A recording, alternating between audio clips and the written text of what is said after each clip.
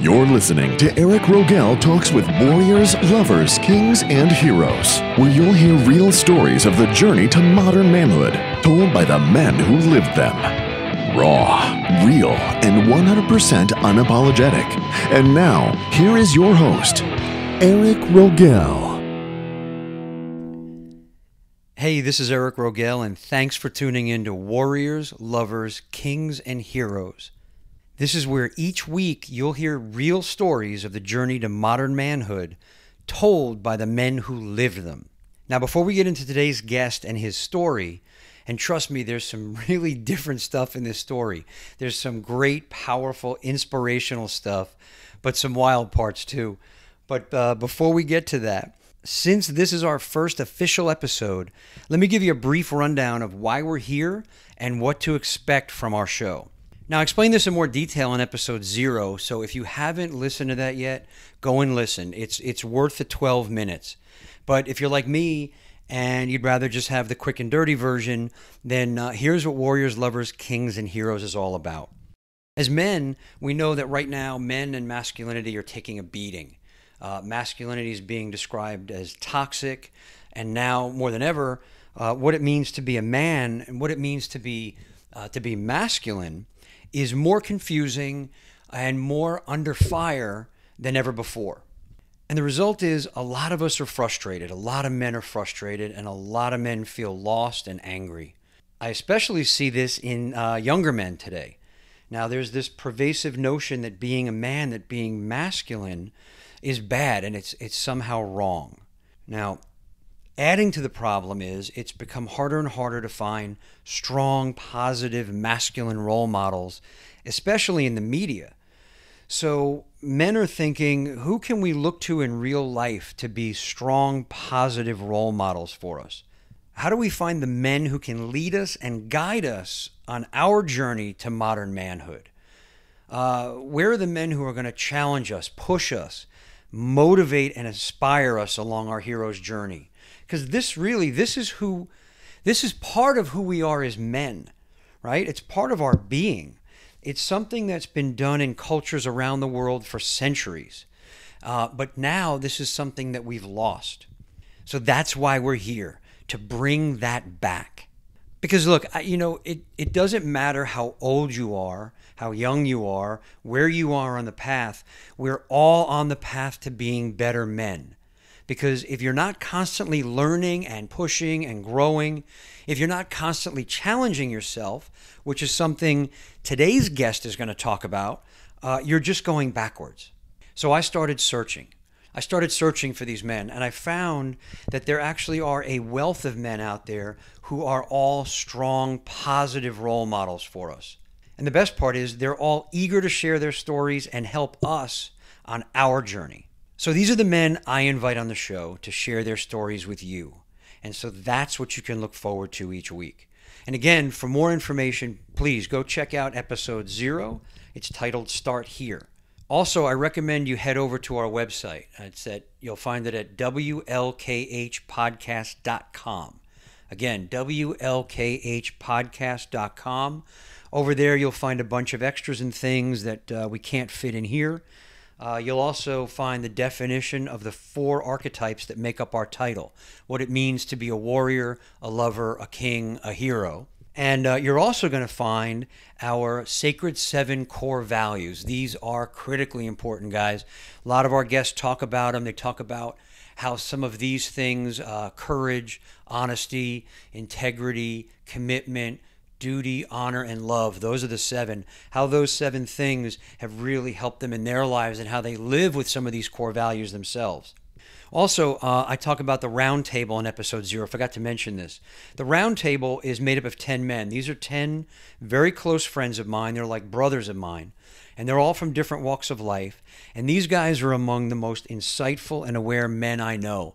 And my personal mentor, RJ, also sits in on the round table. And we meet regularly to discuss some of the issues and concepts that get brought up in these interviews, some of the things the guests that we have talk about. We bring that up at the round table, and then you get to hear some of their insights on what they feel. And you're going to hear some of those insights today on this episode. Also on the website, I meant to mention that very soon we're going to be putting up links to some resources that I know you're going to love. For those of you who just want more than just listening, okay, we love that. Those of you that want to experience more, right? Because look, experience is everything. I love that you come in here and check this out and listen to me talk. I love that you listen to our guest talk. But listen, getting out and actually doing it, okay, there's no substitute for the power in that. Right? It's like, give you an example. It's like just reading or hearing about something versus going out and experiencing it yourself firsthand. Like you can look at a map of Greece. You can watch videos on Greece. You can talk to people and hear their experiences of being in Greece. But that doesn't mean you've been to Greece, right? Until you actually go there and say, stay on the Isle of Santorini, which is absolutely beautiful, by the way. Till you go to Santorini and see it for yourself, meet the people, eat the food, lay on the beach, that experience now is part of you. That experience is so much more. So I want you to know that I am committed to finding you the best experiences, the ones that I know are going to help move you forward. And I'll be listing those on the site. So go there, check back often. Again, it's WLKHpodcast.com. All right, now let's get to today's guest. Today's guest spent 14 years as the strength coach at St. Thomas Aquinas High School in Fort Lauderdale. If you haven't heard of this school, it's a top-ranked high school football program year in and year out. It's almost always either number one or number two every year. And St. Thomas leads the nation nearly every year in the number of players on NFL rosters. Last year there were 15, and that was more than double the next closest school. Players in the NFL right now that went to St. Thomas include Joey Bosa, his brother Nick Bosa, Geno Atkins, Giovanni Bernard, and 3 players who reunited on the Patriots Super Bowl championship team, James White, LaMarcus Joyner, and Philip Dorsett. Now, even Hall of Famer Michael Irvin is a product of the St. Thomas football program. So guys, this is a top-level school with top-level staff all around. And our guest today, Rob Biasotti, is a part of that staff, and he has been for a long time. As I said, he was the football team's strength coach for the last 14 years. He just stepped aside last year to focus on his duties as Dean of Students for the school. Well, Rob is going to talk to us not only about his role mentoring these young men who played football there, but also about working under his personal mentor, the legendary coach George Smith, who hired Rob back in 2005. Now, Rob has some really interesting ideas, some really unique and boundary-pushing ideas on how to run a strength program, how to motivate a team, and also how to create the bonds that push men to fight for each other when things get tough. And he's going to talk about those too. Rob also has a company called Endgame Adventures, where he takes people on transformational trips to different locations around the world. These are trips that challenge people to step outside their comfort zone. And the results can be life-changing. So check that out. His website there is endgameadventures.com. And guys, make sure you stick around for the story of him eating a beating cobra's heart on an adventure trip he took to Vietnam. It's an amazing story. And seriously, guys, if you've eaten a beating cobra's heart, I have got to have you on my show. But all kidding aside, that story is really a great story of not only bonding with the friend he was on the trip with, but with men of a completely different culture. It's a great story of how these kind of bold acts can bring men together. All right, so let's hear from Rob Biasotti. I asked Rob how he ended up as a strength coach, because he told me it wasn't something he had aspired to do. He was a basketball player and a basketball coach. He hadn't played football. But Rob told me he's learned to be open to opportunity when it comes your way and taking a chance even if you have no experience at all. So here's Rob talking about getting that call from Coach Smith. Well, what happened was I'm very fortunate. Like I can't like sometimes things hang on one phone call. So I was working at a high school in North Carolina. I was a basketball coach, and I played basketball at St. Thomas. And the head basketball coach, who was in his late 20s when I was in high school in the 80s. I don't know even how he got my number. It was 1998. It was pre-social media. The internet was just getting going. He called me out of the blue and said, "Do you want to coach basketball at St. Thomas?" And I was living in North Carolina. Long story short, I was like, of course. So St. Thomas is a football school. I never played football for St. Thomas. I never coached football. Actually, I did coach football in North Carolina, but it was like a token assistant position. I wasn't really a true football coach. So we had lost to Lakeland, this program called Lakeland Football, in 2004, and they had no strength program. There was no players were on their own in the offseason, which is incredible to think about today, considering what's happening with performance training. I'm talking about at the elementary school level. I mean, young, they're putting them in performance training in elementary school now? If not elementary school, consistently in middle school. I mean, so just to give you an example, we went from St. Thomas before I created the program, and you had guys coming in here and there, taking ownership and then leaving pre that, but nothing that was consistent. So we made it a 6-month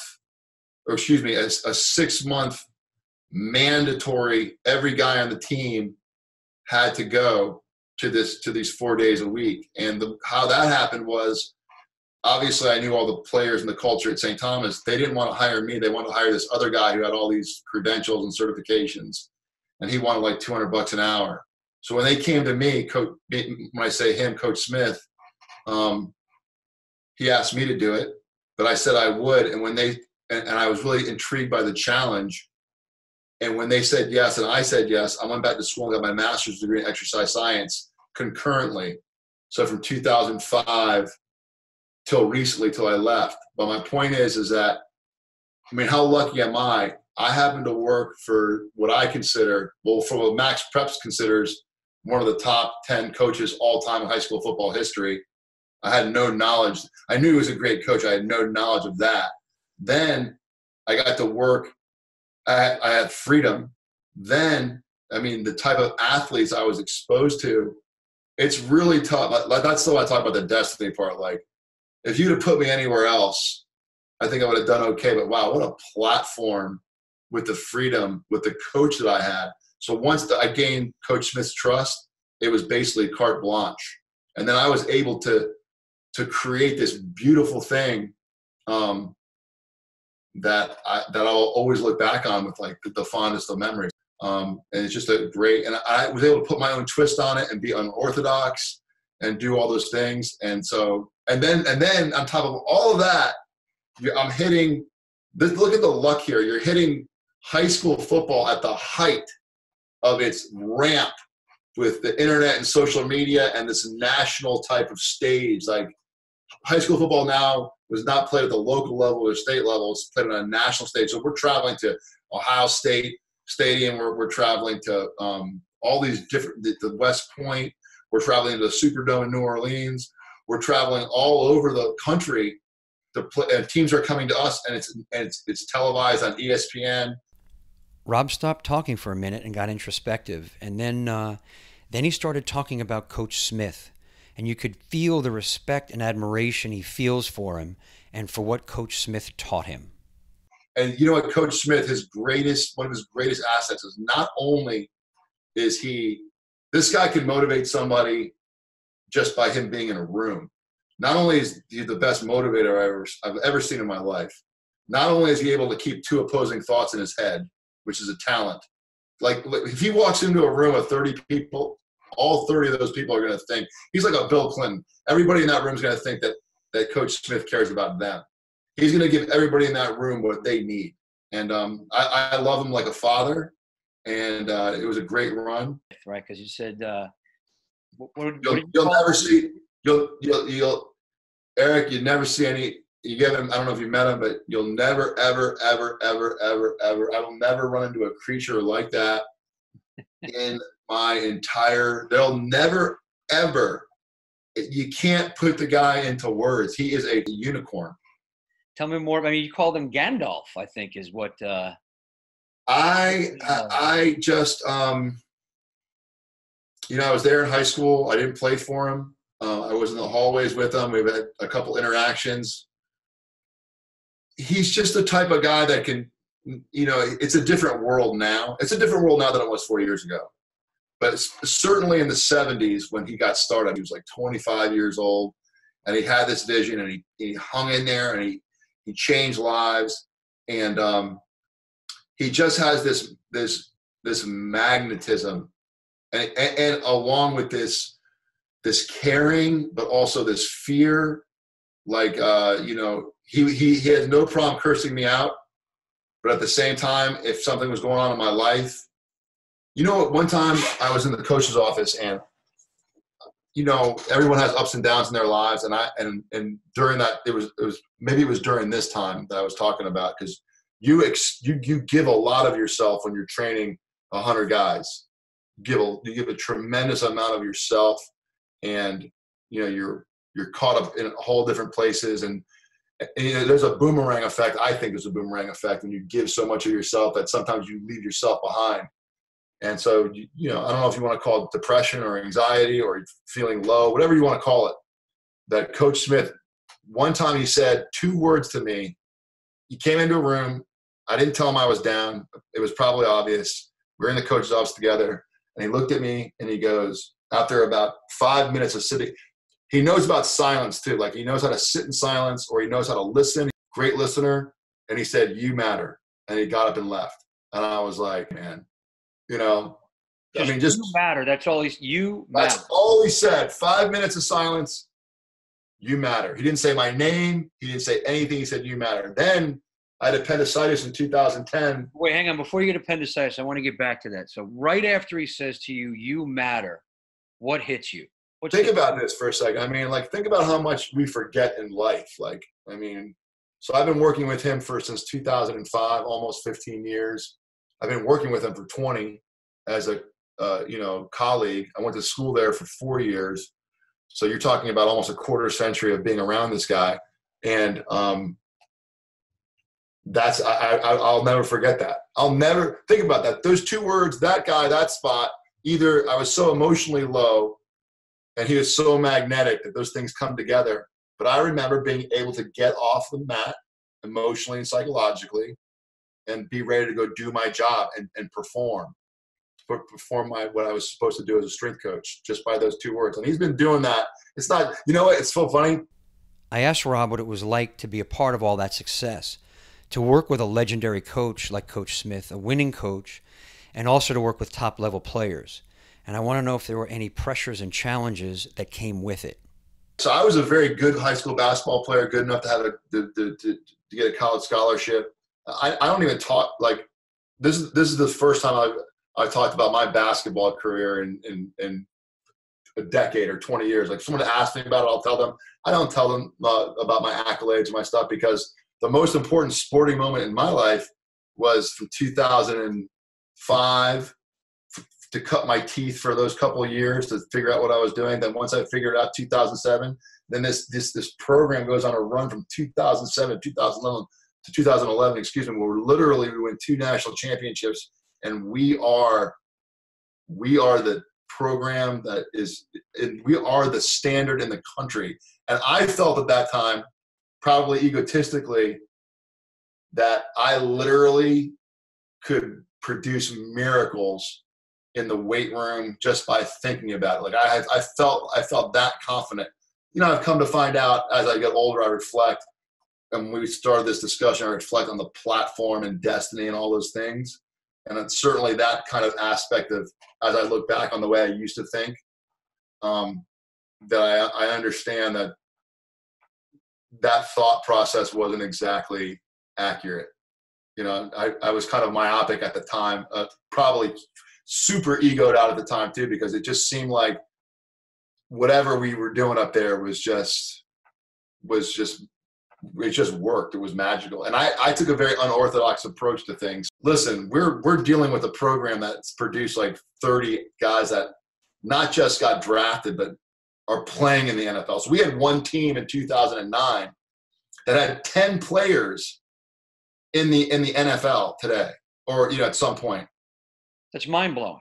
It's mind-blowing. I mean, the quarterback, the 2 running backs, the wide receivers, one of the offense, your whole backfield on offense, your whole skill set on offense. James White, who plays for the Patriots, Giovanni Bernard, the Bengals, Rashad Green, who was with Jacksonville for a while, Phil Dorsett, number 2 draft choice, plays with the Patriots, Jake Rudock, who plays for the Dolphins, Brandon Leonard, $40 million contract with the Jaguars. Flip the script. LaMarcus Joyner, $40 million contract, Cody Riggs, Marcus Roberson. I mean, 10 guys in the league, and we're not talking about guys who aren't performing in the NFL. And that team didn't win. That team didn't win a state championship. That's what's funny. I mean, you talk about James White, man. He was like the hero of the Super Bowl a couple of years ago, right? I mean, he was unbelievable. Yeah, and think about James White's the backup feature back on that team. So think about that dynamic, that he is the backup. James White on one team. So we lose that game, we lose that year, and Coach Smith comes off the field and terrorizes me in front of the whole team, says it's my fault that we lost, says that Manatee's kids were way better conditioned. And so that's the point about Coach Smith, is he always knew when to beat you up, when to pick you up, when to love you, when to challenge you. And man, that next year we come out with a much lesser talented group of kids, and we got after it. We got after it all aspects. That's why sometimes losing is the best thing that ever happens to you. Yeah, I was going to say the challenge, the failure, so two things come out of that for me. One is Coach Smith knowing how much to give you and what you can handle on, you said he tore you apart right there in the midfield. He knew that was going to motivate you, not bounce you, right? So he knew exactly what he needed to say to you, which is amazing. And then the second thing is, that failure being the motivating factor going forward for the next year. Yeah, and it was the failure starting this whole thing. Failure wasn't the only driving factor. Rob talks about how a culture of winning and success can also amp up the expectations. So you have a kid coming in, and they look around, they hear everything, and they just expect that the St. Thomas name and brand is going to make for wins. And so it's not that anybody's doing anything wrong. It's the nature, it's the evolution of winning and losing and success and defeat. And sometimes being successful is your worst enemy, And so I think right now where we're at in a program, and I'm not part of the program anymore, so I'm not taking pot shots at the program. I'm saying that I found that, wow, we would go 10-1 and we'd lose one game, and everyone's like, you guys are the worst team in the universe. And I'm just like, we only lost one game. I mean, the standards get shifted, everything gets adjusted. So I find that success might be your worst enemy. And I want to kind of go in a little deeper on that too, because, there's such a pervasive thing right now in our society, especially where, this whole everybody gets a trophy thing, this whole let's not give the kids too much challenge, let's not put too much pressure on them, everybody wins, let's maybe not keep score. And what I'm getting from what you're saying is, it sounds like that, is even worse than I had perceived it. You know what I mean? Because I'm not a fan of it personally. I think that challenge and failure are what really build that character and that drive and that, that desire for success. And so how are you seeing it right now, just having kind of lived through that? That's a tough one, because that's a tough one. And the reason I say it's tough for me personally is because people perceive the way I found success and where I was at, again, with the best platform on earth, was I wasn't a traditional strength coach. I wasn't a kill or be killed guy. I wasn't an in-your-face guy, but I'm more of the Coach Smith school. But we had a lot of fun, man. I brought a lot of gamification to the workouts. I wanted to make things fun. I personally think now that, like you said, everyone gets a trophy movement. I don't think that's the greatest threat right now in our society. I think the greatest threat in our society is that perfectionism and meritocracy and not being allowed to fail and, being thrown away when you do fail. I don't think everyone should get a trophy, but I don't think that I see the pressures on our top kids in school. I see the pressures on our top athletes. They're definitely not being treated like kids anymore. And so they're being treated like either young CEOs when you're talking about on the academic side, which I'm certainly not a part of that side, even though I'm the part on the discipline side, but I don't really know much about that world. But I know about the pressures of attempting to be an elite athlete in a sport like football, and the pressures the parents and the coaches and the media put on 15-year-olds. And I just look at that, and I think that's a greater threat than everyone gets a trophy. Honestly, I think if you're playing sport and it's not fun at some level, something's messed up. So I don't know if that means everyone gets a trophy or whatever, but I think it has to be fun. Rob is definitely someone who likes fun. In fact, he developed a unique training method to get his players in shape while having fun. He calls it gamification, and it includes things like having all-out, full team, every man for himself dodgeball games. So I'm split. I'm in opposition, because I also, like, one of the best tools that we use. This is crazy. I would go to strength conferences because they would get invited because I'm St. Thomas, and they would say, "Well, what works for you?" So I have a master's degree in exercise science, and I'd say, "What works for me?" The dodgeball. If you motivate your players with dodgeball, if you say if you work out hard, we're going to play 10 minutes of dodgeball. That's going to be the biggest thing you could do in your program. And they would look at me like I have two cucumbers coming out of my forehead, and I'd say, "Well, if I know you guys will never buy into this, but if you think about it for a second, dodgeball is the one game it's egalitarian. Doesn't matter if you're James White or the fourth string kid. You're not competing on who can bench press the most. You're not competing on playing time, right? And it produces a flow state like you cannot imagine. The flow state you can get in dodgeball, which can be transferred back to the weight room. So you're really, instead of working out 60% in terms of your effort, your mind and your body, you're so excited, you're bringing that back to the weight room after being motivated to do that. Now, I know I'm going all over the place. Some people say, "Wow, dodgeball is a sport of humiliation now," and all this other stuff.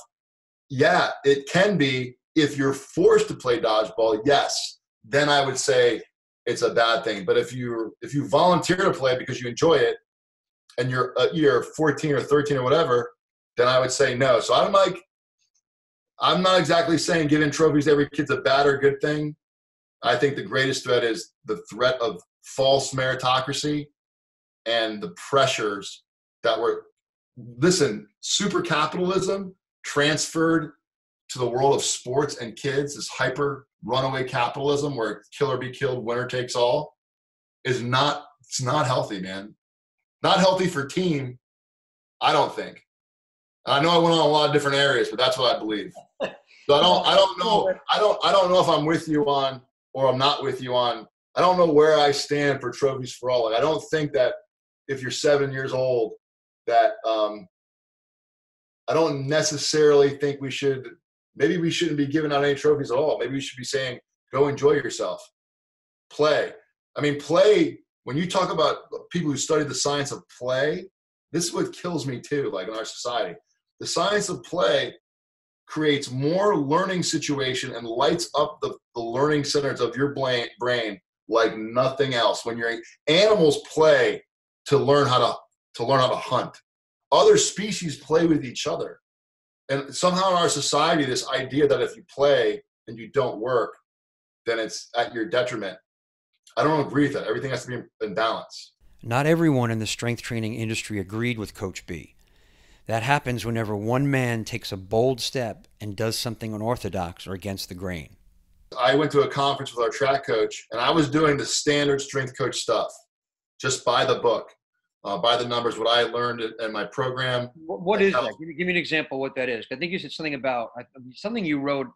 I think it's about the savagery of being a strength coach, or the yeah.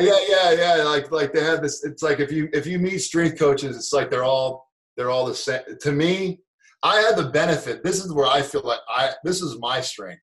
I had already coached a sport. I was a coach of a sport. I coached basketball. So before I got in the weight room and became a weight room coach, I had actually coached a sport at the high school level.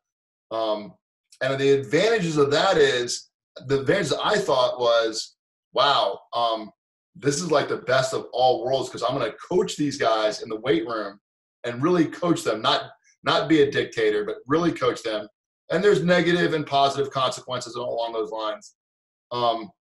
And so I think guys that just start out as strength coaches, I think me personally, I think they're at a disadvantage, right? Because they don't understand, like, I don't necessarily think they understand the needs of the people that they're working out, the psychological and emotional needs.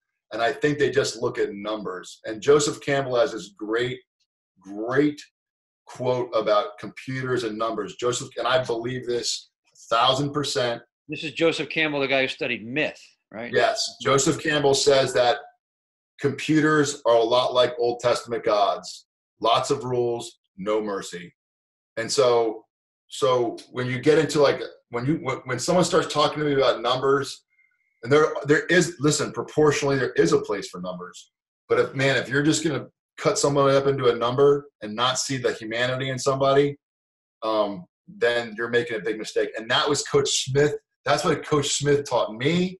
And then when I came back and listened to the beauty, the genius of Coach Smith, this is his genius. Somebody who doesn't play football, never been in a weight room, but didn't cut his teeth in a weight room as a traditional strength coach, comes back and says, hey, we're going to be playing dodgeball and tag for, man, at that time in 2007, 30 minutes of 90-minute session. And he goes, I'm cool with it. Do it. And I'm like, all right. We got to the point where in the mornings, we would bring in the band, the high school marching band, and we would do skits, and we'd go play water polo, and we'd take them on leadership. There's ropes courses and all these things that we were doing. And that is where you get success, because that is what binds people together. So if I'm dictating to someone, telling them they have to do something, and they do it because they're being forced to do it, they can fool me. They can go 60% and I won't know. But if they feel that they're connected to me and everybody else, right, then they're going to go 110%, because they feel socially obligated to do that. So once you feel that, it's a commitment to themselves and a commitment to each other. That's social capital. Like, I think my personal belief is that a lot of strength coaches believe just in that a certain do this, do that, certain metric. They don't buy into the social capital deal. And I'm not saying you can't be successful doing it that way either, because there's plenty of guys who have done it old school, or they do it new school. They probably even do it worse now with the body monitors and all this other stuff. I'm not saying you can't do it that way. There's a zillion ways to skin this cat.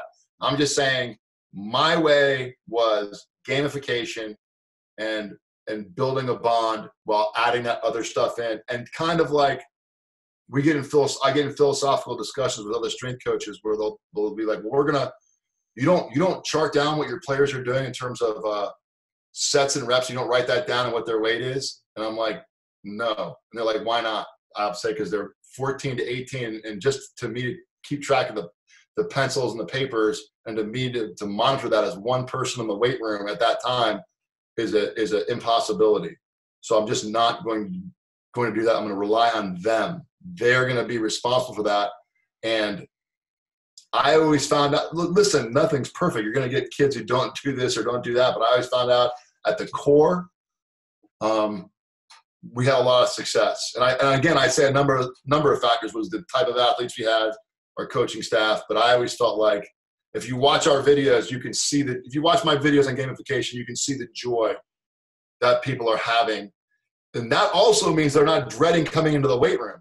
So imagine that situation where they're waking up at 6 o'clock in the morning. They're not feeling like, oh God, I have to do this because I want to play high school football at St. Thomas and I want to get a college scholarship, as opposed to, man, I can't wait to get to the weight room.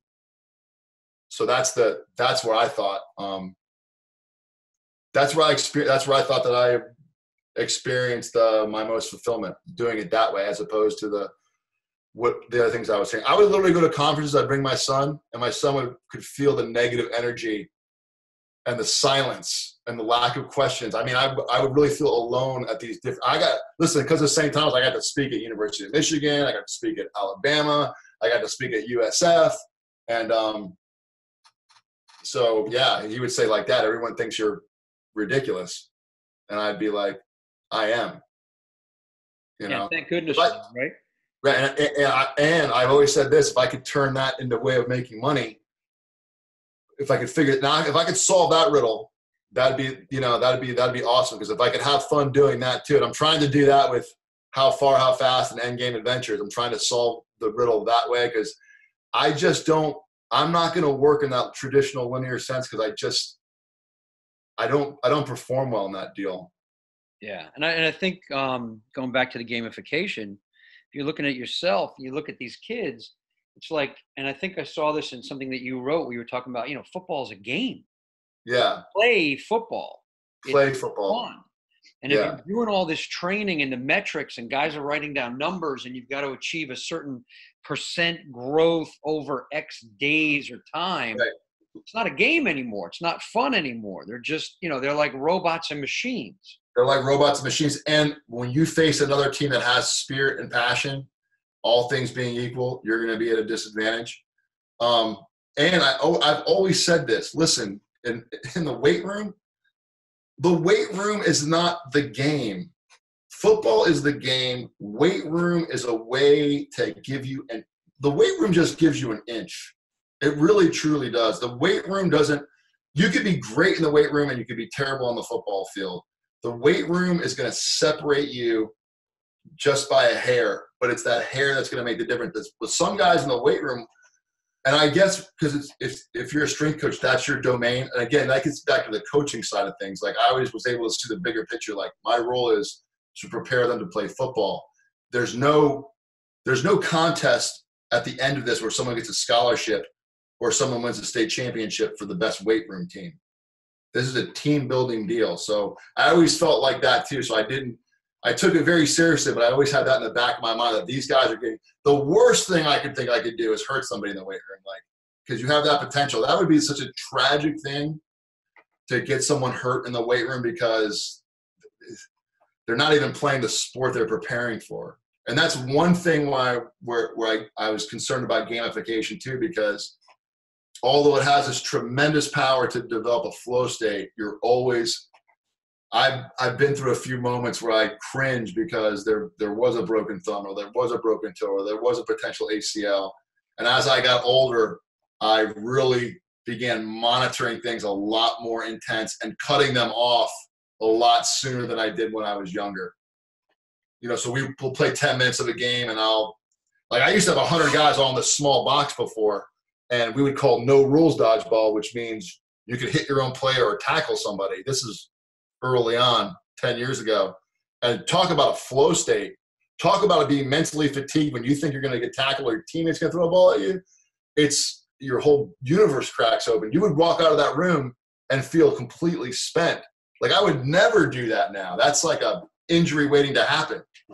Yeah. Tell me about flow state for you, being in the zone, flow state. And I think you even talked about hive mind at one point, because that's a unique perspective for a strength coach. I want to hear about that. Man, it's like you could produce it through gamification, certainly there, where everyone's focus and energy and attention is attracted to that one thing and everything. It's like, time stops. You're totally caught up in the moment. You're totally in a state of joy. You're not thinking. It's all the ships are sailing in the same direction, and you can bring that back into the weight room, or you can produce it in the weight room, especially when you get the impression.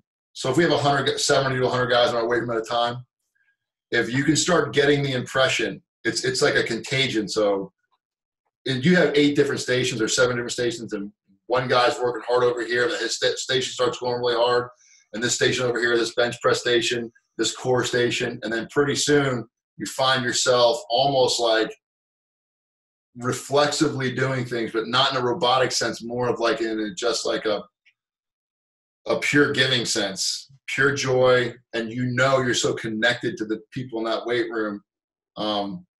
And that's what I think that was my strength and able to create that environment. And that was done on accident at first and then intentionally later. And the way it was done is you get the most popular, you take the most popular kids, and hopefully the most popular kids are good kids. Doesn't always work out. Hopefully the most popular and good kids are the leaders on the football team. Doesn't always work out. And if you get them to buy in, getting back to that social capital and that positive peer pressure, then everyone starts buying in and it just ripples into your team. And then before you know it, you have 70 or 100 guys. Now, there's going to be 4 or 5 guys off to the side who are not going to do anything regardless. But you have a majority of your team just dialed. And so you walk out of there, you're drenched in water because you're sweating. And you walk out of there and you look at each other, and you can see everyone everyone's looking at each other's eyes, and you're there, you're done, boom, it's over. And then getting back to the luck, I'm dealing with world-class athletes at the same time. So I've never tried this. Listen, again, being fortunate, I could go to South Plantation, not that they have a bad program, or some other school and do this, and they might look at me like they might lose half their games and look at me like, get the hell out of here. But at that moment, at that time with Coach Smith and those kids, wow, for me, like the best moment in sports, besides my family, the best moment period in my life, for an extended period of time. And now there's this flow, this zone, right? This hive mind. You have it in the weight room. You got these leaders, these star athletes, these leaders, the popular kids that are doing it. The ripple effect goes. How do you translate that onto the field during a game? Are they so trained in that when they're in the weight room that they're still one mind and in the flow when they get to game day? I think I don't even know the answer to that question because I'm not involved. I don't go onto the football field, so I don't know what the translation is, but here's what happens. I don't know if people are superstitious or something about success. I do know this, we just had Nicky Bosa get drafted number 2 in the draft. Okay. His brother, him and his brother played on that same team in 2011. They were on the same team. Nicky as a 9th grader, Joey as a senior. And just think about this for a second. When you can get Joey Bosa, we're talking about Joey Bosa, who, by the way, is a fabulous human being. But when you get him on your side, right, it's hard to be opposed to Joey Bosa or John O'Korn, who plays at Michigan, or a Scott Northcutt, who I just worked out with. Or you get some kids I won't call them no names, but a kid named Jonathan Boozer who played at Marist. This kid Boozer, he's like a younger version of Coach Smith. He's a teenage Coach Smith. If you get this kid to buy into what you're doing, the other kids, it's going to be really hard to be opposed to that. It's going to be almost impossible because you don't want to be on the outside of that because A, it's so much fun, and B, the best thing for me is not those kids. The best thing for me is when a kid who's a 4th-string kid comes up and says, the workout programs, I was depressed, they changed my life. I really felt like I was a part of something. And that's happened several times to me, and I've just been like, man, that makes me feel really good. So it's not just about, for me too, it wasn't just about, and I'm not saying this to make myself sound better, because it's not just about the Joey Bosas or the James Whites, who were all fabulous kids. It's about those other kids too. And I think that's one of my things too, is that the beauty of being a strength coach, if you want to call it beauty, if you can make it beautiful, is you get to treat everybody the same. So when I'm coaching basketball, unfortunately, there's only one ball. Only 5 kids can be on the court at the time. There's going to be at least 2 or 3 kids that don't play. It's a lot tougher to create that equality in a traditional coaching sense than in the weight room. I want to ask you a couple things about, building the champions. You said something about the awe of being. Yeah. This gamification. Tell me about that. Well, okay, so I'm very eclectic, and one of the books that I came across in Barnes & Noble was this book called Star Wars and Philosophy, right? And so I opened it up, and they break apart Star Wars. They use Socrates, they use Plato, they use Buddhism, they use the Tao, they use everything under the sun to explain this whole thing with the Jedis. So there's this very famous controversial philosopher, his name is Martin Heidegger, okay? So there's a lot of controversy about Martin Heidegger. And Martin Heidegger talks about this idea of that your purpose in life is just to be. And the way you can experience the awe of being, the best way you can do it is be in nature and be around oceans and mountains and waterfalls, because nature reveals itself the way it wants to reveal itself. You're revealing yourself the way you are just naturally revealing yourself. And the purpose of life is just to be. So he calls it the awe of being. And the point is that he imagines that in early nomadic societies, someone walking out of their cave and seeing just this kind of like overwhelming nature, the birds that block out the sun, the forest, the trees, this pristine state of nature. And that in itself was just overwhelming and caused you to really be alive. Okay. So then he says that we've forgotten that. And the reason why we've forgotten that is we started to inframe things. So you take forests, you turn them into 2x4s. They lose that awe of being. You start like everything in this office is inframed. Everything was a natural product. It was turned artificial.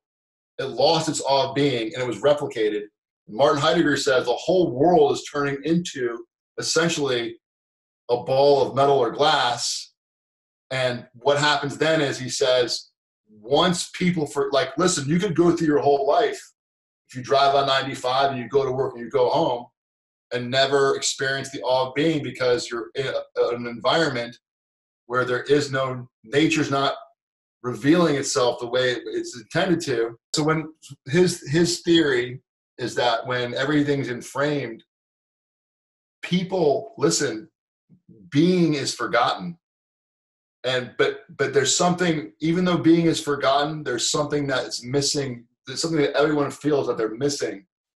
What they're missing is being, but they've never seen or experienced before. So they don't even know what they're missing, but there's something missing. They just can't put their finger on it. And then his last final idea in this book anyway is only God can save us from that. And so I don't remember what I wrote in context of the book of awe of being, but I think we're all certainly nature in terms of our nature. And so when you're around, when you're doing something like that's natural, like I think sports is natural. I think working out in the weight room is a human being event, right? As opposed to, competition is natural too, right? Yeah. So it's just striving, pushing, all of those things are natural. Yeah. It's just this natural state. And so you can be awed by that. And that's what I hope to replicate. And that's certainly the pull for my adventure travel business, is that it's not me. It's Costa Rica. You know what I mean? That you can, I guess some people, like, I have one client who's like, I know I'm switching subjects to the awe of being, but I have one client who's like, no, I'll put it to you this way. I have one client who went to Croatia, and we suffered. We went through all these experiences in nature, and he's like, he had the money, and he's like, Rob, I just want to stay at the Four Seasons in Prague.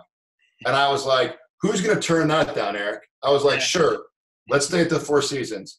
As soon as we stayed at the Four Seasons, our adventure shut down. Mm-hmm. There was no, it was nice. The beds were nice. The food was unbelievable. But as far as the memories, no, because I think Homer says this, is that when he wrote, the Odyssey, that at some point in your travels, you find some kind of comfort in your struggle. It's the struggle that makes the travel worthwhile. That's what you come, and you start to enjoy that. And so I have one client who wants to go to Costa Rica with me, but he wants a Four-Season experience. And I'm like, you don't want that. I mean, you think you do, but you don't. He's used to being, sleeping in a nice bed and doing all. And I'm not suggesting we go full on tenting in the rainforest. Yeah. But he doesn't want. He has a hard time understanding the benefit of nature and being around nature. And I would think that it's that challenge, and some of the most challenging things in the awe of being, where you connect even stronger. If everything's just comfortable, I mean, think about all your experiences, all the comfortable stuff and the things that just kind of, went easy and okay, are not, for me anyway, as memorable as, hey, remember that time we hit this and we had to do that? That's what forges that. Yes. That team, that connection. That connection can go a step further. Just like in the Marines, there was a point where the St. Thomas football team adopted a next man up mentality that led them to victory under incredible adversity. so I worked for 3 different head coaches. Coach Smith, who's my mentor, Rocco Casulo, and then Roger Harriet. Roger Harriet coming in on that season, I think that was his first. I'm not sure if it was his first or second season. I don't remember. But he's the one really primarily responsible for this idea of the next man up. But I'm the one who kind of like observed it and witnessed it and saw the power of a story. And I saw 17 and 18-year-old kids, 16 to 18-year-old kids buying into it. And then I saw the coaching staff buying into it. And then it was just so phenomenal that the more adverse situations we were in, it was like this book Anti-Fragile by Caleb. Nick, he's a modern day philosopher, and our anti-fragility, we weren't robust, because robustness is when you're kind of impervious to struggle. You're able to kind of like stand your ground against it. We were anti-fragile in the sense that the more adverse, we became stronger than we were after the adversity. We came out the other end stronger, where you would have. It wasn't like a virus inoculation. It wasn't like I'm going to give you a little dose of the flu virus, which is going to protect you from the flu virus. It was like getting a dose of the flu shot that made you not get the flu, but not get sick anymore at all. So everything that happened, and it was based purely on belief. It was like, no, we're screwed now. Nicky Bosa went down. This is not going to work. That's it. Then Roger Harry did a great job selling it. Then somebody else went down. He sold it again. We had JV players playing on that team at the end, and we were doing better than when we had. And this is no offense that, listen, I'm very fond of Nicky, and I have a great relationship with him. I'm not sure if we were doing better with him off the field, but I'm just saying we were performing at a very high level. So everybody stepped up is what had to happen, right? You hit the adversity, and guys had to step up at that point. Yeah, and it was a special year. You're just not going to see that every year with every team. Like that was great to be a part of. Talk about the hive mind, being in the locker room before some of these games. Like you can actually be in a locker room during games, and they're big games, and you can almost be like thinking about something else and not dialed in. But in that year, when we were in the playoffs, I can remember it was almost like sticking your foot. Everyone had stuck their foot in the sand, in the ground, and they're psychologically saying, not 1 inch. We're not going to move 1 inch from where we're at. No matter what happens, we're not giving any ground. And everybody believed in this at some point. There were doubters, doubter. I doubted. I thought to myself, when this first started happening, like, all right, this isn't going to work. This is just coach talk. And then and then I was the biggest believer in it. So that's Roger. I'm not sure if I write that down. I don't know how much credit I give Roger or myself, but I think that was more Roger than that idea is the power of a story. Right. He was telling the story. He got them to buy in. The hive mind went, right? And rippled out from there. It became that synergy where 2 + 2 is not 4. 2 + 2 is 1,000. It was one of those moments. Man, we were able to harness it for those 5 or 6 or 7 weeks. If you could really find a way to tap into that all the time, that would be the end game. Right. That's the magic right there, right? Just getting people to buy into that story. Yeah. Moving forward. And I think part of it too, from listening to you, is as these guys were buying in, and as you started seeing, even if they're little victories, like, wait a minute, we just did that. And then it just, boom, you go to the next level because you've got this buy-in, this belief, and then you have the evidence of it, and everything starts driving forward. You're absolutely right. And the best example of that is this kid named RJ Jean, who was subbing, I think, for Nick Bosa. So he was Nick Bosa's sub, I believe. Nick Bosa goes down. We're playing the biggest game of the year with not our, I don't believe it was our starting, with our second string quarterback. This kid, RJ Jean, goes down against Flanagan, and he dislocates his elbow. The lower part of his arm was like at a really bad angle. Like he had really messed up his arm, right? Wow. So imagine this vision though. This terrible injury happens right in front of our bench. 100 guys. They bring out the ambulance and the stretcher. They put RJ on the stretcher. Every single player went out and circled the stretcher and walked him off the field. Like, that doesn't happen. That's why that team was special. That's why that story was special. They all followed him out because they all were like, man, next man up. I love you, brother. Now we're going to get ready to play football. Wow, that's pretty emotional, man. That's had to be beautiful to watch. I'll never, I've been around a ton of situations like that where it's like, oh, we got a guy down. Okay, the standard head coach goes out. Players take a knee. Blah, blah, blah, blah, blah, blah, blah, blah, blah. But this time, that's how dug in we all were. That's that hive mind where we're just like, all right, let's circle up. So that was literally circling the stretcher instead of the wagons. That was a brother. Now it's time to take care of business with these guys. How'd that game end up for you? We ended up that we were underdogs in that game. It was Flanagan. They had a kid who was a linebacker. I forget his name. He played at Michigan. I think his dad was his dad was the head coach. They were ranked ahead of us and everything. We had a second string quarterback. We had injuries everywhere. And we ended up beating Flanagan that year. Wow. Then we ended up just rolling through the playoffs. That was I think that was Roger's first year. And then Roger's another exceptional coach. He's a different style than Coach Smith. Roger cares way more about people and the human being and the spiritualness of his players than he even cares about winning, which is a credit to him because you can get caught up in that whole winning thing. Yeah, especially at St. Thomas. St. Thomas, getting back to the power of the story, St. Thomas is a story. So when you walk on the field at St. Thomas, the story is win. Or you're supposed to win. So it's like a self-fulfilling prophecy. It can also be your biggest detriment, like we talked about before, the too much success, where every team you play when you're St. Thomas football, it's going to be their Super Bowl. They could lose every game and beat you, and that would be the highlight of their lifetime sports career.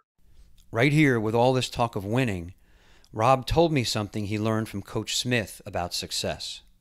Success might not be – it's the journey – I know it's cliche, but the journey to success, I think, is a lot better than the success because the success is very lonely at the top. You get there. This is Coach Smith again, too. This is Coach Smith teaching me about success. So he has an experience when he's a kid. He's like, it's unbelievable, this guy. This guy has so many great life. He was a spelunker, cave guy. So he went on this spelunking deal with his class or this guy that taught him spelunking. I think that's the term. So the goal was to get to these series of caves, to get to the end cave in Indiana so you would have arrived. So when he got to that end cave, he really felt like, man, I can't wait to get there. I'm so excited. This is going to be so great. And so he got there, and he tells the story, and he gets there, and there's trash everywhere. There's cans of Coke. And it's just this cave, and it's the end. And he thought it was going to be like this kind of like spiritual experience, and it was just like come angels were going to be waiting for him. Yeah. And that didn't happen at all. He talks about that he would talk about that with me all the time about it's really a tough staying. It's a lot more fun getting to the top, and the top isn't really what you think it is. Coach Smith has another great life lesson called the tar pit. Truest thing in the world. He goes, when you're in the tar pit and there's other people in the tar pit with you, and you think that they're your friends and they support you. Trust me when I tell you that some people will be glad if you make it out of the tar pit, but a lot of the people you consider your friends as you're making your climb out of the tar pit will pull you back in because they fear nothing more than you making it out and them staying in the tar pit. And so, I mean, there's just one story after another with this guy that he can relate to motivate you or make you understand people. Coach Smith's also a type of guy, too, he would call people like that. They didn't even know that well. If he found out that your mother was sick or your daughter had an operation, he's on the phone, personal call. Coach Smith, heard about your situation. What can we do for you? Do I know somebody? So just a great person to learn from. Yeah, it sounds like a lot of, well, yeah, first of all, I agree with that. And then second, the story of the cave, for me, what it brings up is when you tell that story, it's how amazing going through all the caves to get to the end is. Yeah. And it's the journey that we tell the stories about, the journey that we remember. It's the journey that forges us. And if you can just continue to journey forward and there is no there, Right. and that's where life becomes beautiful, right? Because you're not looking towards an end where you go, oh shit, now I'm here and what do I do now? It's if you have that continual drive to keep going, keep setting goals, keep moving forward, that's the beauty of all of it, right? Yeah, and that's being alive, because once you arrive, you're kind of like, what are you gonna? You're gonna stagnate. I think you're gonna stagnate. So, and I've seen that the best years we've had, in my opinion, is when we've lost. So my best year was after the 05, 06 loss in the state championship. My best year was 07. One of my best years was after the loss in 9 was 10. After the loss in 11, 12. I want to know for you,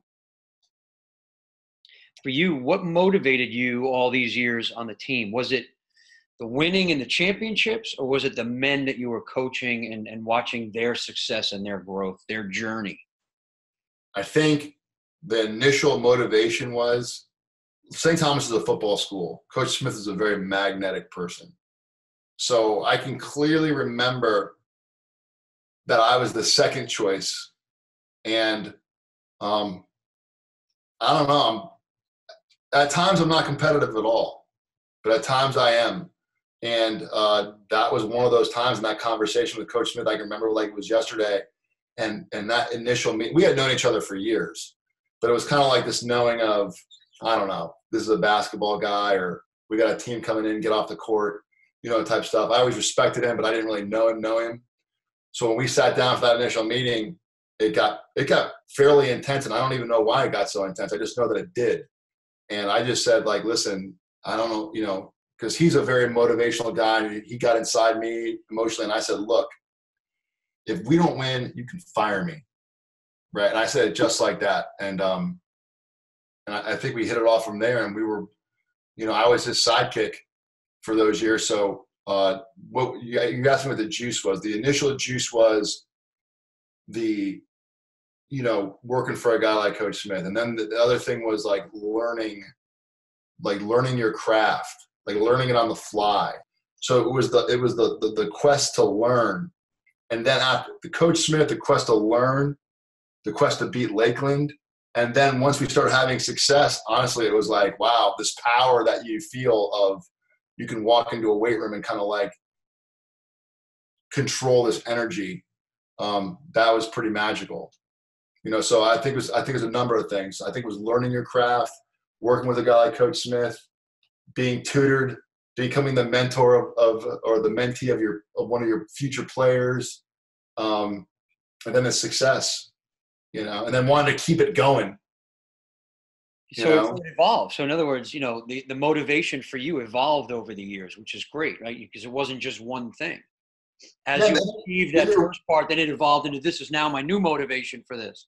And Eric, you're really, this is going to sound terrible, but you're wanted. You're a wanted person. How good is, like, when getting back to Coach Smith, do you matter? You know what I mean? I really felt like I mattered to the players. They mattered to me. I mattered to the program. I felt really fully invested in that deal. And that's a nice feeling. You know what I mean? That's a really cool feeling when parents will pay you compliments, or players look up to you and you're having an impact on players, and all those other things are happening. The winning, the recognition. It's like the perfect storm of what you would want if that's what you're into. I mentioned at the beginning that Rob has an adventure travel company, which he'll tell you is incredible since he was never an outdoor guy. But he found what he gets out of it and what the players get out of it is powerful. I went to University of Alaska at Fairbanks. That's where I graduated from. And honestly, Eric, I got in a car and just drove there. So I have these moments of just either stupidity or whatever it is, where I just decide I'm going to do something and I'm just going to go do it. I went there for no rhyme or no reason. I got in my car, drove to Alaska, and graduated from the University of Alaska Fairbanks in 1989. So after the 2007 season, which was like an unbelievable season. We won the state championship. I was like, you know what? I've never really done this outdoorsy thing. I've never hiked, or I've never whitewater rafted, or I've never really camped, even though I went to Alaska. I researched the 5 most beautiful waterfalls on earth, and there was this waterfall called Havasu Falls in Arizona. And I was like, let me bring out the 3 guys on the team who were like the leaders of the team. And we had the unbelievable, most adverse experience. We didn't know what we were doing. We didn't have enough water. We all suffered. We all got cramps. We all messed up on the hike. But at the end of it, we agreed it was the best thing that we have ever experienced. And so that led to another hike back there, led to a snowshoeing trip in New Hampshire. And then I said to myself in 2010, I've never surfed. Then I said, okay, I'm going to do a surfing trip. And so moms heard about it. And then they sent 10 kids with me on a surfing trip. And then, so out of the 30 trips, 23 have been to Costa Rica. And then I went from a surfing trip to Costa Rica. Is an excellent location for this concept of awe of being, because it has rainforests, it has cloud forests, it has volcanoes, it has the best surf in the world in terms of consistent surf. It's close enough. It's 2.5 hours away, but it's far enough away, but also close enough away. The Pacific side, I wouldn't say it's Americanized, but there's a lot of expats, and certainly there's American influence there. So that I got the opportunity there to take these kids and my own kids. But one of the deals with Endgame Adventures is one of my kids, sorry about that. Scooby! All of my kids in my family, every single family member, except with the exception of a couple, have gone on an adventure. So either my son or my daughter or my wife have always, depending on the numbers, have always been able to accompany me. So surfing is the same thing. If you talk about a hive mind, awe of being, flow state, thank God no one introduced surfing to me at 7 or 8. I'm a terrible surfer, but just being in the water is hypnotic. Also, when you watch someone you care about surf and they catch a wave, you're able to share in that wave. The effect of surfing afterward, when you get out of the water, is this kind of, it's an afterglow. I think surfing has these stereotypes that are misrepresentative. Some are true. I mean, they're whatever, they probably like to smoke marijuana or whatever they like to do, and hang out. But a lot of it is because surfing in itself, because of the awe of being, because of the connection you have with nature, because of the connection you have with your fellow surfers, that's the drug of surfing. And that's really the drug of being in the rainforest. That's the drug of doing yoga on a mountaintop. It's an unbelievable place. Tell me about some of the things that like you and the players have gotten out of these trips. So it started out just to be players, just players. Mm-hmm. Then it morphed into anybody who wanted to go, obviously. Wow. You talk about a connection. That's another thing where you establish these connections with people. Like when you're doing this incredible hike in a rainforest that's grueling and desolate, and you're going to see like a toucan or these other, I forget the name of the other colorful birds flying across, or just an empty, desolate beach. It will connect you like no other, So like one of my buddies, we just got back from last summer. We rented a refurbished 1986 VW camper van, and he's more my friend, but he is a client. That's what happens. Your clients become your friends. And we have moments on the road in the Julian Alps, just driving it and the struggles of driving it, but the beauty and the back and forth between each other about who's doing what's right and who's doing what's wrong and where we're going to camp, and then the eating of different foods. Or we were in Vietnam the year before that on the border of China, and we rented these bikes and I flipped the bike, so it's just these incredible moments and connections that you're literally your brothers at that point, or your fellow adventure travelers if it's a member of the opposite sex. You're just connected through these Rob then told me a story of how travel and challenge can form connection, even in the jaded, click-driven world of high school. Okay, so the so-called popular kids all signed up, and then there's this one student who wasn't in their group. And before they came to me, they were all like, Coach B, do not let this girl go on the trip. And I was like, first of all, I'm not going to do that because she's just a kid to me. Second of all, let's just see what happens. She goes on this trip, this particular student they didn't want on the trip, and they went as not friends, and they all came back as friends. And I attribute that to Costa Rica, the mountains, the volcanoes, the rainforest, the surfing, the horseback riding, Costa Rica and nature will heal most relationship problems, or enhance or connect people like nothing else, like nothing else. Yeah, I'm going to take it even deeper than that. It can also be the experience of that and experiencing things together. Yes. Even if you're not close, not a friend, just having that experience with another human being. Yeah. Connect you in ways like you've never experienced before. Like, I'm not a good surfer, and I don't know if you surfed or not, but I've taken some lessons. I've done it. I had some good experiences with it, and I had some challenging experiences with it, which I guess is great. Right. So let's say we went out into some small waves in Hako, and it was just me and you, and we're just meeting for the first time, like face to face here, and we were to do that. I think that would connect us, and it would be depending on the day, but on a typical day in Hako with the waist high waves, if we decided, and when we had lunch later or whatever, and it would just be a great experience and a great day. And I think water does. I think there's a magical property in water. I think there's a magical property to the ocean. I think harnessing the ocean with your board, and I think doing that together. Like, I don't understand. Like, I never really understood doing stuff alone. Like, when this single player video game craze hit a while ago, before the internet kind of brought people together and tore us apart. Like, my son would bring home these games, and they'd be single player games, not connected to the internet. I'm like, why wouldn't you want to play with experiences with somebody else? I don't understand people who travel alone unless they're traveling to connect with other people. Like that, if I would have did this trip by myself, instead of going with my buddy to Croatia or Vietnam, I wouldn't have gotten the same trip, because I can come back and we'll always be connected. This is where Rob gets into his trip to Vietnam and the Cobra story I mentioned earlier. He and his buddy had just visited the Hanoi Hilton, had a very emotional experience. And then they decided to do something that led them to a bonding experience, not only with each other, but with men from a completely different culture.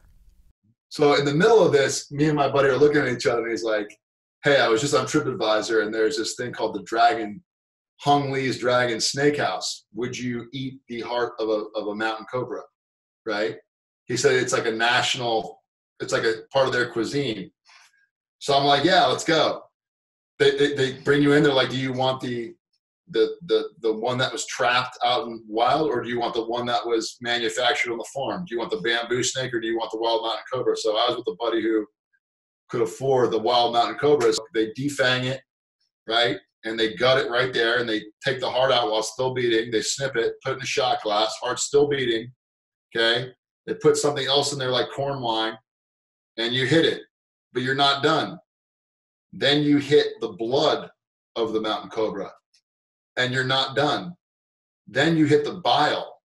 So you're like, so and then you have all these Vietnamese. So you're in someone's family room, essentially. It looks like that to me, this restaurant. But on the other side of this glass window, you have these, and this is a delicacy in Vietnam. It's probably an honor too, right? Like, it's probably a big deal to do this. It's a big deal for them. It's an aphrodisiac as well. And so you have these men on the other side of this, where they're butchering the snake, and they're pressed up against the window to see these gigantic Americans do this. And it's a little touristy too. I mean, you'll see on their website, whatever.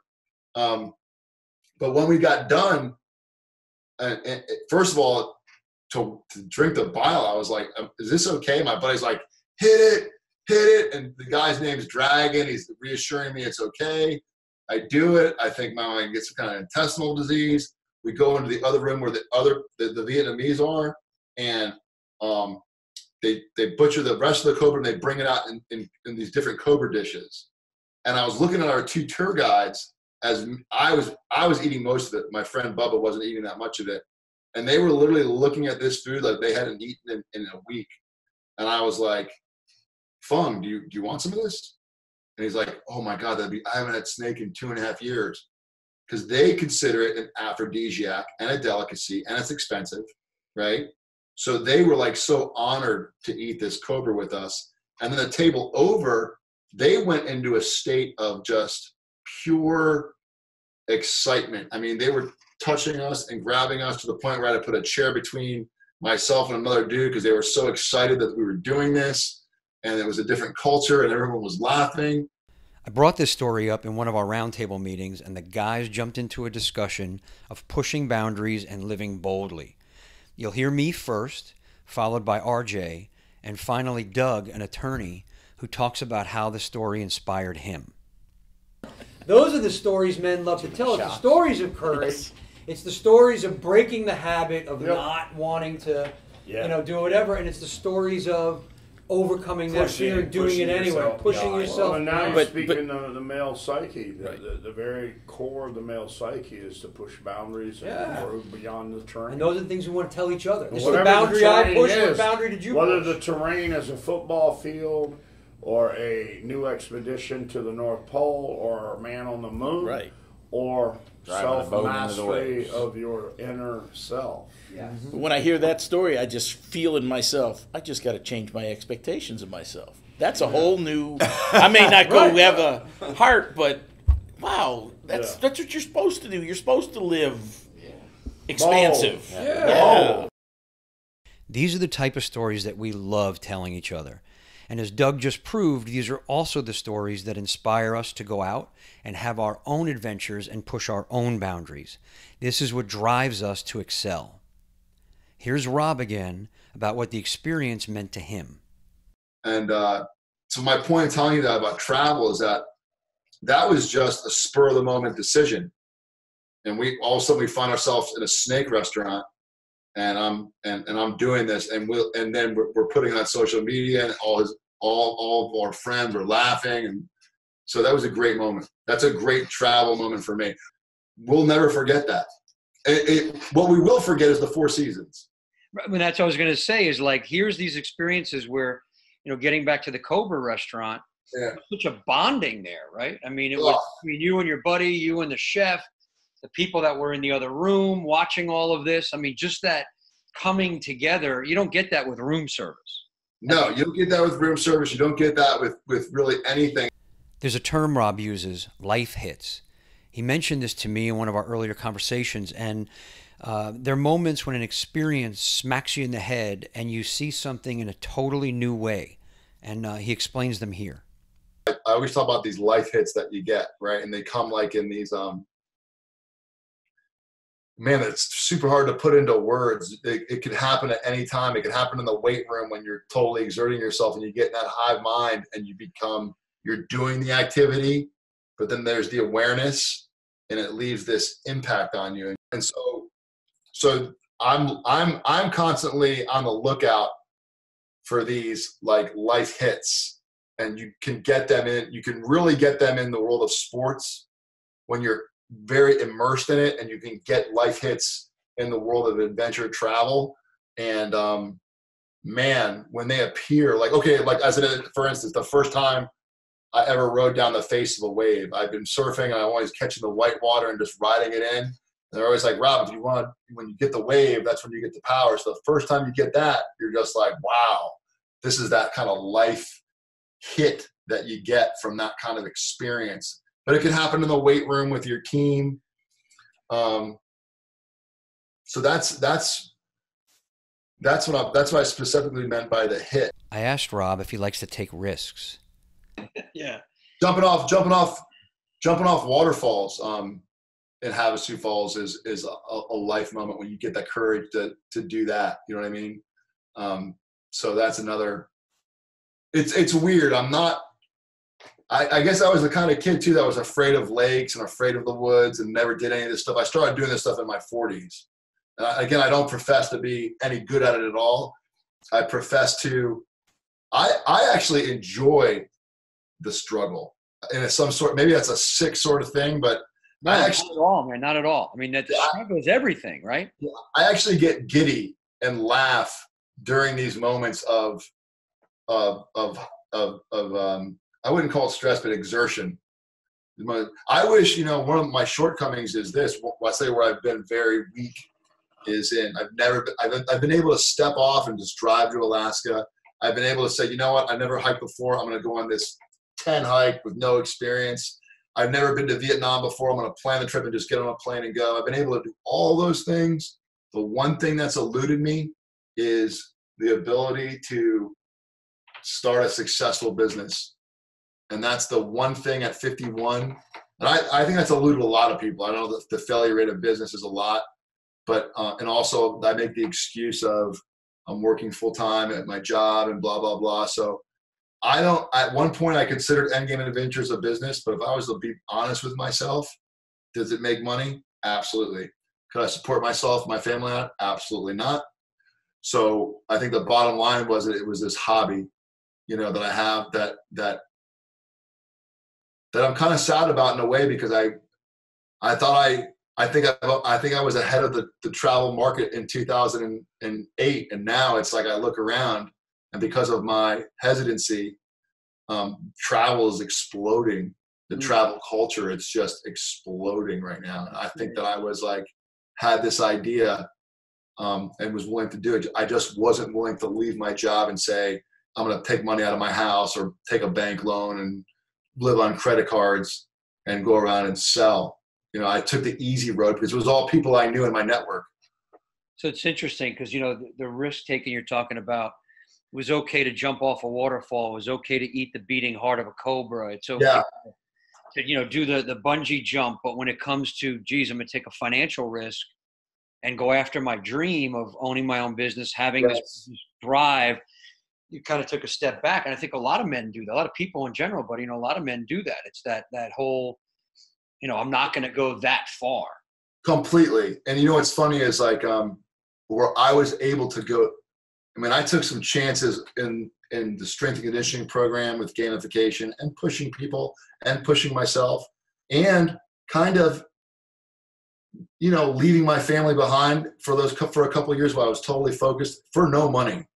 You get money, but the money there is not, you're doing it for the passion. And put myself in some adventure situations, definitely paddling out in some waves that I had no business being in. But I was willing to do it and take the chance. Whereas in a business sense, I feel like once I get ready to reach that stage, that jumping off stage, like in bungee jumping, whereas if I was bungee jumping, I would just go. I get confused and disoriented. I feel like the walls are closing in. I feel like somebody's handing me 8 different options or 20, and I don't know which to choose. And I end up just stopping movement. After talking about risks, facing challenges, and having the ultimate success, I wanted to know what advice Rob had on success and on being successful for us. What I would tell people is care about other people, see things from their perspective, listen to them, and be in it for the long term. And I think if you take, I just gave you probably too much, but if you take a long-term approach and you really make your best attempt to understand people from their perspective and care about them on their terms, then that's what I find in my world where I've had the most success as an educator, a coach, and in my hobby, Endgame Adventures. Caring about people, caring about their growth, their experience, their moving forward. I think I've done that reflexively in my work with my players and the people when I've always understood them. So I think that, I have not always understood them. I've always tried to understand them and their perspective and what they need, not what I think they need. at least, not that I would give them what they think, but understand it. Because a lot of times if you understand somebody and you can reiterate your understanding of them, but you make another decision that they don't agree with, they're okay with it. They're okay with you doing something else as long as they feel like they've been heard and you actually listened to them and you actually understood what they were saying. Then they're okay with it. Okay, so that would be it then, right? Continue long term, right? Get into their world, make it about them long term. Long term. And that's going to require you to be passionate about something. Right, so it's long term vision for yourself as well. I would say that always do the thing that you're afraid of. Whatever it is that you fear, do it. Because, and it's not what I've learned because I haven't done that yet. Ultimately, I haven't done that yet. Honestly, I'm kind of like the success that I have had in my life, I'm kind of tickled by it because I've always found a workaround. I've always found a way to hide, to practice, then to pop out and just look like I'm a natural at things. I've always had that ability. But that's also been a weakness too, because now that I'm looking at it, well, geez, I was definitely afraid of public speaking when I was first hired as the dean. I used to hide from it, make excuses, do this, do that, but I was forced to do it. And now I feel very comfortable speaking publicly. Why didn't I just do that from the very beginning? Why didn't I just, because I was afraid. If I would have known I would have had that skill at whatever, 30 or whatever, I could have done so. I left a lot of potential on the table. So I think doing the thing that you fear is going to help you maximize your potential, because you're going to get, if you do it enough, you'll realize that there was no basis for your fear. The fear was all inside of you. I wanted to talk about the fear and about jumping in and challenging yourself. So I went back to the round table. You're going to hear from Alex first. He's a retired Marine who now trains people in his warrior workshops. And then RJ will follow up with his thoughts.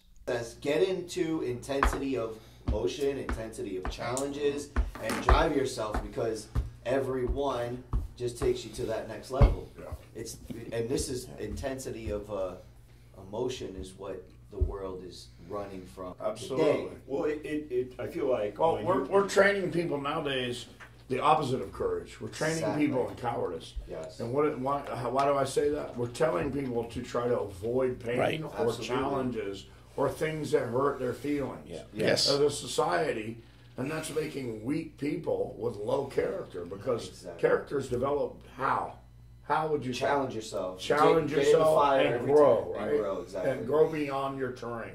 At this point, John, who is an avid kiteboarder, talks about pushing his comfort level in snowboarding. Let me just share, this is a personal story, and what's coming up for me is the training yourself and purposely going into places that are uncomfortable. So when I was about 25, I've been snowboarding for many years. I think I'm really good, and I have an opportunity to go to Alaska and basically go up into the mountains, point where you want to go, you get dropped out of a helicopter, and you go.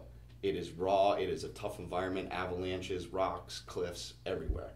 The first few days, I did not want to get back on that helicopter. I was scared out of my mind. Every turn I made, I'm afraid the whole thing's going to release. I'm going to get buried in an avalanche.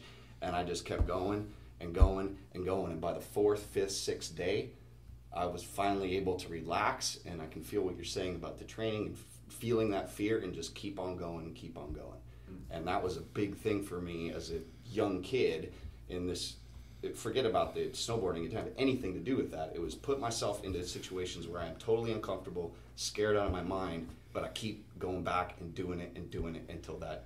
Well, there's a theme there that what must be done has to become more important than the fear or intensity of emotion. Right.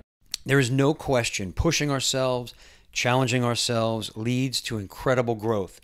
And as men, you can see the value in pushing against the envelope every day. And finally, I asked Rob how mentoring 70 young football players differs from raising his own son. I wanted to know if he was Coach B at home with his son as well. How did you see it when you were working with the football teams? I mean, this is 70 plus guys, young men, that you've got to have thinking one thought, one goal, one thing. I mean, what did you see in there in the camaraderie with them, that the sports actually built this kind of bond among men and this growth among men. Well, it's interesting you mentioned that dynamic because, listen, what the kids in that weight room got was genuinely me. But since my son was with me through this whole journey, because he either went to school across the street, my son actually went to St. Thomas, my son would see the coach be at home. And he would be like, where is this magnetic, charismatic, motivating guy? Or is it all just BS, Dad? Do you know what I'm saying? So I'm not saying I was on when I was at work. And I know I didn't forget the question. I heard the question, but I was thinking about my son and the dynamic between how you're not able to, like, I'm not able to motivate my son. I'm able to motivate all these strangers' kids to do this incredible thing that we're doing. But when it comes to motivating my own kid, I have no shot of doing that. You know what I mean? And we have a great relationship. I guess I have some shot. I'm role modeling. I'm motivating by role modeling. So I know that he works out because I work out. I know that he's going to pick up on my habits, like his unkept room, or my habits of my good habits, you know, some of my good character qualities. I can see that in him. I see so much of me in him. But in terms of me kind of imparting my last takeaway moment for our audience or your audience is that face your fear. He's falling into the same trap that I fell into. And I was able to get the football players through that trap because I was on, and maybe it wasn't impersonal. Maybe it wasn't coming from, when you're dealing with a family member, it's coming from, well, if you say that to me, that means you don't love me. Do you know what I mean? Yep. So it's hard with your family telling them something because it's not, I don't know, there's an emotional attachment. There's certainly an emotional attachment with the football players, but it's a different type of emotional attachment. Wow, that's a powerful statement. And I can't tell you how much I appreciate Rob for the courage to be that open and that honest about his relationship with his son, his role in raising a young man, and his honesty about where he could do better. And I know there's a lot of fathers out there who feel the same way. You know, courage and honesty are the two foundational core values of our Sacred 7 core values, and you can see why here. Because without courage, and without the courage to be honest and truly honest with yourself, you have nothing. And Rob has shown both courage and honesty here, and I truly appreciate that.